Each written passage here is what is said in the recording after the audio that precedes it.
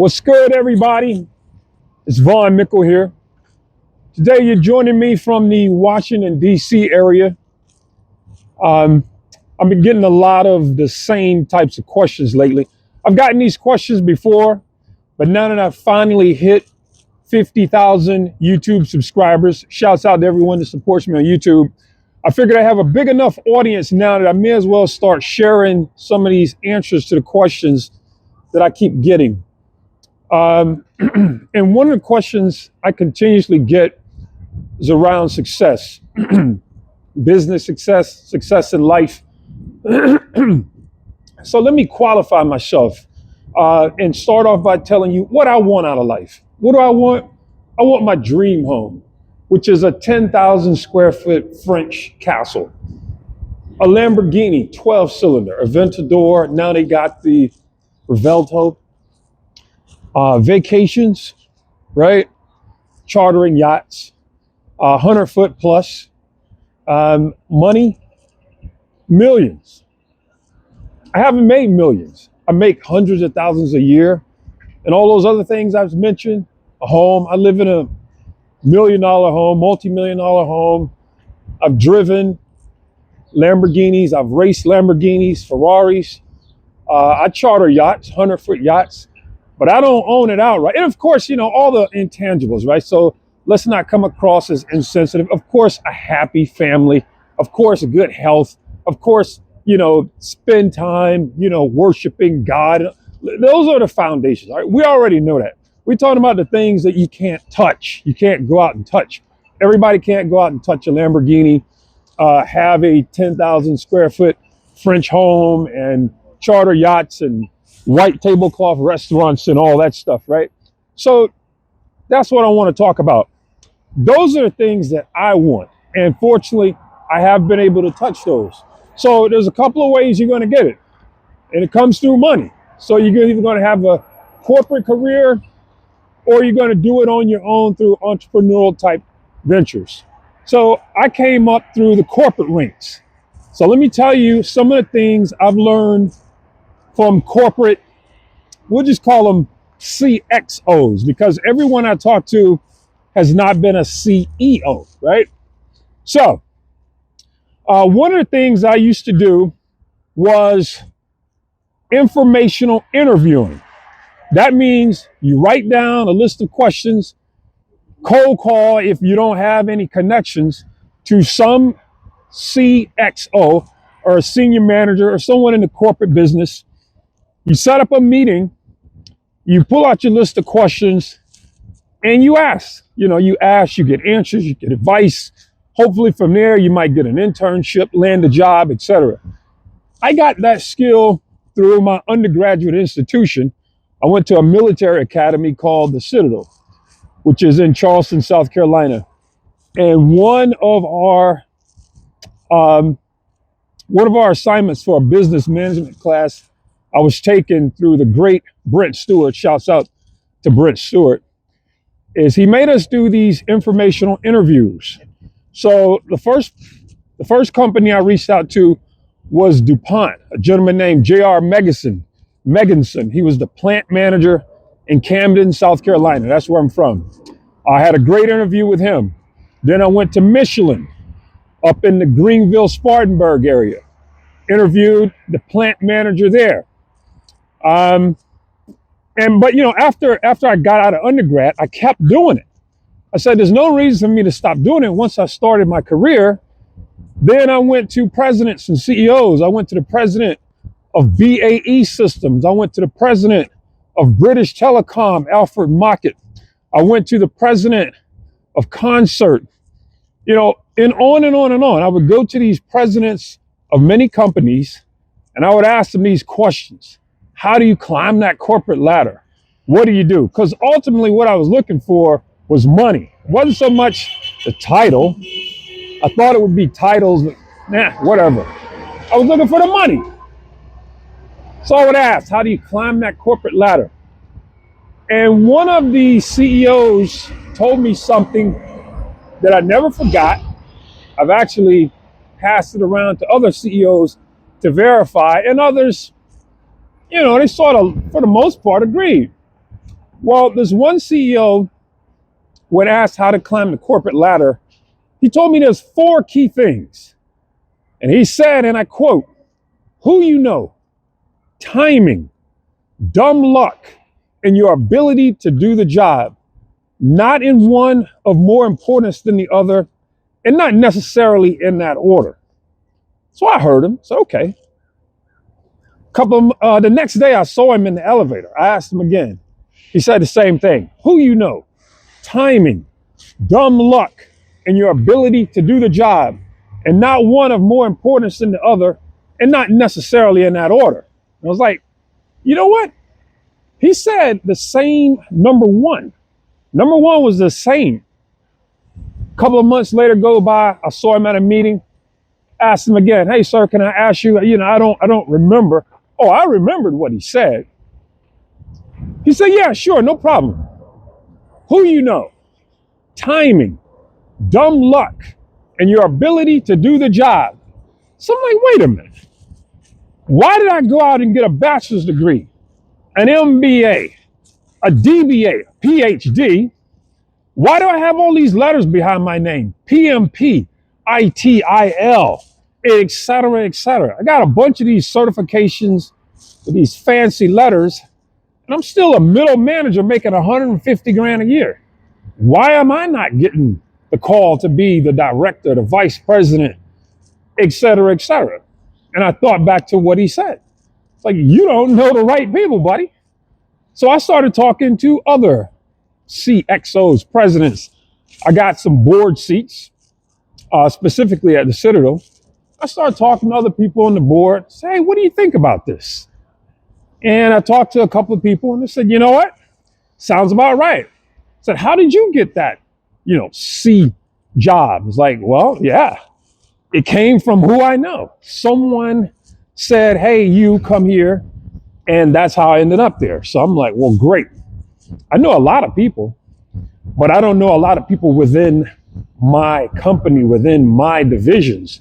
So maybe I never get that call. So fortunately, I never waited to pursue the things I wanted from a corporate career. I'm like, I'm gonna get out and hustle and do it other ways. So I turned to investments, real estate, stocks, blah, blah, blah. Some things worked, some things didn't. Real estate worked more so than others. And so that's how I was able to get the house and the car and charter yachts and all that stuff. It was real estate worked out for me. But everybody's not going to do real estate. And everybody's not going to have great market conditions. I've taken some L's just like I've taken some W's. Right now, fortunately, things are doing pretty good. But it hasn't always been that way. So you can't rely specifically on that. Markets go up, markets go down. So that's from that corporate side. Now let's talk about what I learned from the billionaire CEOs. And I've met several of them. First one of which, let's go with Bob Johnson. First black billionaire, founder of BET, Black Entertainment Television. I got a chance to talk to Bob Johnson probably back in 2006. Same thing.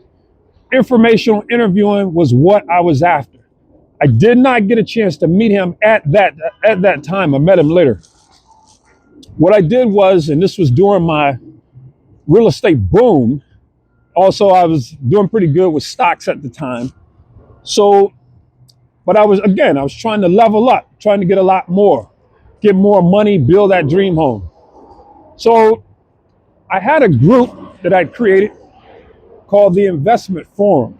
And what I would do in this investment forum was share everything I learned regarding my investments. And then I would get the group to open up and share everything they learned. And the deal was, I'm not going to charge you and you're not going to charge me. This is sharing. And so that's what I did. It became very successful. So what would happen is, as more and more people would hear about me and recognize me in the streets and malls, and maybe they see me driving, at that time, the Acura NSX, which is a very fancy sports car, they all, hey, what do you do? How do you do it? And I heard about you through this person, that person, etc. So to feed the people that were coming to my events that were further along than I was, they didn't know it. I had to reach out to people that were much higher along or further along than I was. So I said, well, if you're going to reach out to people, you don't know who's coming through your door. So you got to reach out to the highest people you can get. So I started in the Black community. Vernon E. Jordan Jr. unfortunately passed away. I reached out to Mr. Jordan, went to his house, reached out to Bob Johnson. I called his office, cold call, told his admin what I wanted to do. And at first she turned me down. She's like, nope, what you're looking for is mentorship. Bob Johnson does not mentor. And I was like, crap, come on, man. I didn't know Bob Johnson's story at the time, but I know he wasn't born rich simply because of where we were as a people in terms of blacks and having that kind of wealth. There was no black billionaires. So I know he didn't come from money. He was older than my parents. I'm like, come on, man, you got to tell me something. So long story short, I ended up calling the office a few times, not to pester her, but we were just sort of missing each other. So she'd call me, leave a message. I call her back, but she was busy, that sort of thing. I don't like pestering people. So what happens is one day I go to call her back after she told me that she was not going to allow Mr. Johnson to talk to me. I called her back. What I was hoping was late in the afternoon, like maybe 5:30 or something, And I was hoping she was going for the day. But what happens? She answered the phone. And I was like, crap.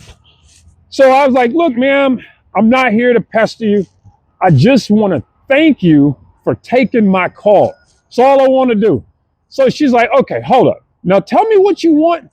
I told her. She said, do you have all this stuff written down? I said, yes, ma'am, I do.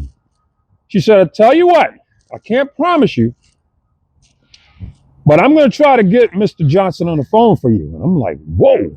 She said, don't you let this phone ring 2 times. I was like, ma'am, I won't let it ring 1 time. If you can get Mr. Johnson on the phone with me, the phone won't ring a half time. So she said, okay. So sure enough, she called me back like maybe an hour later. I think it's maybe 6:30 or something, East Coast time.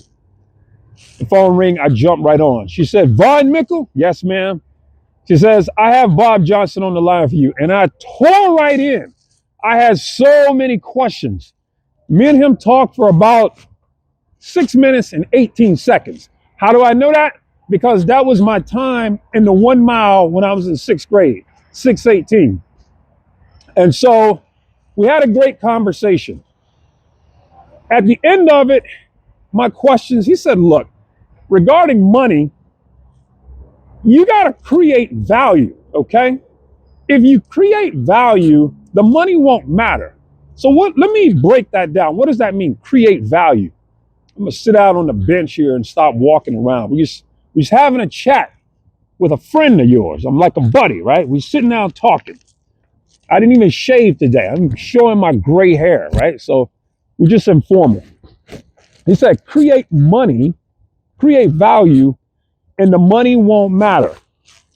So let's think about that in terms of private equity, right?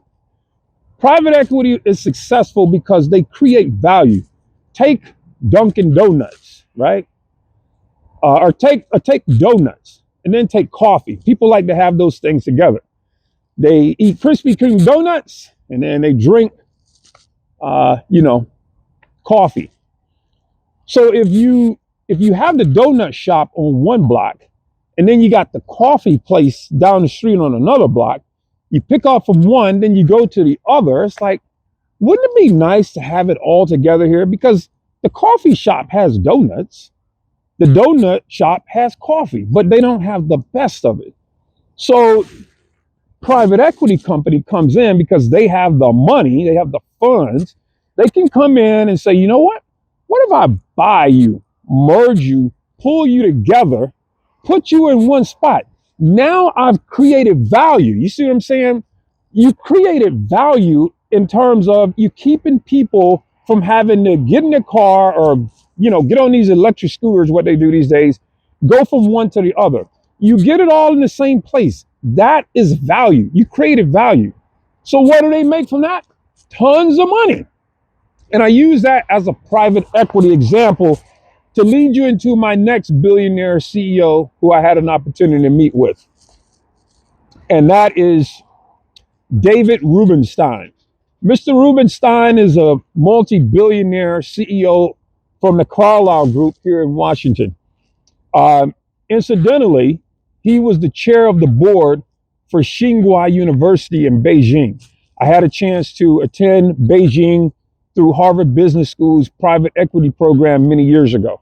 I hadn't even met David Rubenstein at the time. There was no connection, but I did get a chance to meet Mr.